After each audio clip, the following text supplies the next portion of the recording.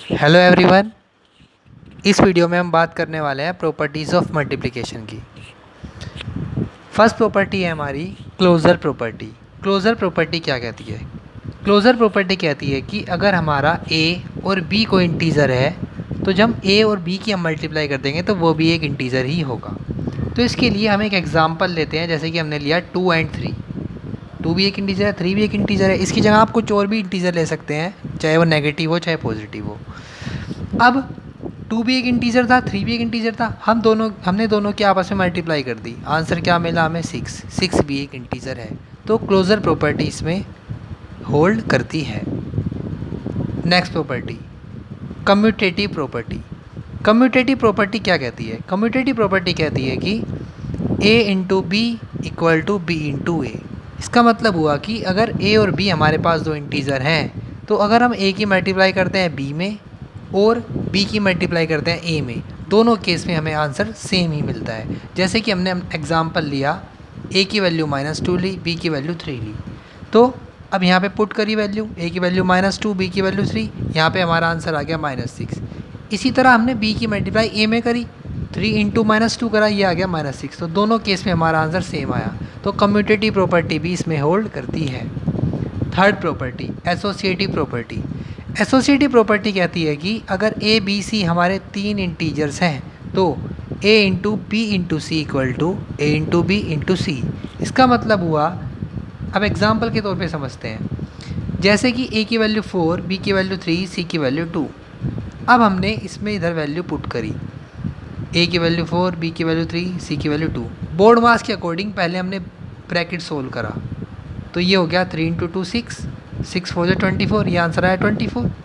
इसी तरह इसके दूसरे पार्ट को सोल्व करते हैं, जिसमें हमें a इंटू बी ब्रैकेट में दिया हुआ है। तो पहले a इंटू बी की वैल्यू पुट करी, जो आ गया 4 3 12 इंटू 6, 12 इंटू 2 क्या आ गया हमारा?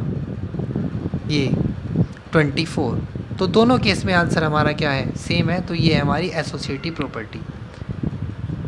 फोर्थ प्रॉपर्टी है इसमें मल्टीप्लिकेटिव आइडेंटिटी। जैसे कि हमने पहले वीडियो में ही बताया था, आइडेंटिटी का मतलब पहचान, मतलब हम इंटीजर में किस नंबर की ऐसी मल्टीप्लाई करें जिससे कि हमें सेम नंबर मिल जाए। तो मल्टीप्लिकेटिव आइडेंटिटी होती है ऐसी 1। जब हम किसी भी नंबर में 1 की मल्टीप्लाई करेंगे तो हमें सेम आंसर मिल जाएगा। जैसे कि हमने एग्जांपल लिया 2, 2 की मल्टीप्लाई हमने 1 में करी, क्या आया? 2। और 1 की 2 में करेंगे फिर भी हमारा आंसर क्या आएगा? 2 ही आएगा। तो ये बात हो गई। तो मल्टीप्लिकेटिव आइडेंटिटी हमारी होती है 1। अब इसके बाद अगली प्रॉपर्टी है मल्टीप्लिकेटिव इन्वर्स। मल्टीप्लिकेटिव इन्वर्स का क्या मतलब है? मल्टीप्लाई का उल्टा। तो मल्टीप्लाई का उल्टा होता है डिवाइड, प्लस का उल्टा माइनस, माइनस का उल्टा प्लस। तो अगर कोई चीज़ मल्टीप्लाई में तो उसका उल्टा क्या हो जाएगा? डिवाइड। जैसे कि हमने एक इंटीजर लिया a, तो a का इन्वर्स क्या होगा? 1/a। तो ये प्रॉपर्टी कहती है कि a into 1/a equal to 1/a into a। जैसे कि इसके लिए हमने एक एग्जाम्पल ले लिया 2, तो 2 का इन्वर्स क्या होगा? 1/2। अब इसी तरह हमने यहाँ पे वैल्यू पुट कर दी, दोनों केस में हमें आंसर सेम मिल गया। तो यहाँ पे मल्टीप्लिकेटिव इन्वर्स प्रॉपर्टी होल्ड करती है।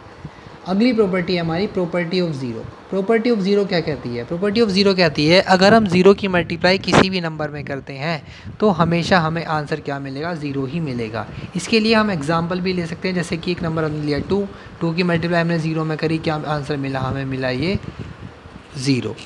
इसी तरह हम कोई और नंबर लेंगे तो भी हमें ज़ीरो ही मिलेगा जब किसी की मल्टीप्लाई हम ज़ीरो में ही करेंगे।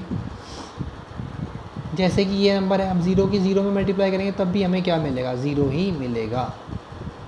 अब हमारी अगली प्रॉपर्टी है डिस्ट्रीब्यूटिव प्रॉपर्टी। डिस्ट्रीब्यूटिव प्रॉपर्टी भी हमारी दो तरह की है, जैसे कि एक तो है हमारी distributive property of multiplication over addition, एक है distributive property of multiplication over subtraction, जिसमें एक माइनस होगा और जिसमें प्लस होगा।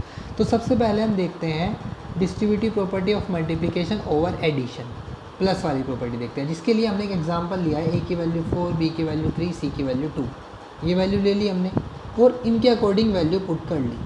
अब हमने देखा दोनों केस में हमें आंसर सेम मिला, तो ये है हमारी डिस्ट्रीब्यूटिव प्रॉपर्टी। इसी तरह हमने डिस्ट्रीब्यूटिव प्रॉपर्टी सब्ट्रैक्शन के लिए यही एग्जांपल लेके वैल्यू पुट करी, जिसमें भी हमें दोनों केस में आंसर सेम मिला।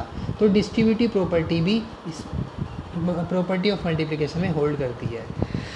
तो इस वीडियो में आपने जाना प्रॉपर्टीज़ ऑफ मल्टीप्लिकेशन के बारे में। अगली वीडियो में हम बात करेंगे प्रॉपर्टीज़ ऑफ डिवीजन की। Thank you.